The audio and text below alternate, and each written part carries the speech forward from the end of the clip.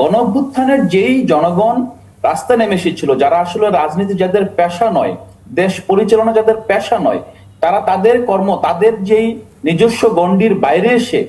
এই নতুন একটা রাষ্ট্রের ভাবনাকে মাথায় রেখে, একটা নতুন স্বাধীনতার ভাবনাকে মাথায় রেখে তারা যে আপনার রাস্তা নেমে এসেছিল, তাদের যেই দাবি, এই যে বাস্তবতা যে পরিবর্তন হয়ে গিয়েছে, এই পরিবর্তিত বাস্তবতা তো বিএনপির 31 দফারও একটু পরিবর্তন দরকার ছিল। আমরা যদি এমন পেতাম যে বিএনপি এই পরিবর্তনকে মাথায় রেখে 31 দফাকে আরো বেশি বিপ্লবী আপনার সংস্কার প্রস্তাবে রূপান্তর করত, অথবা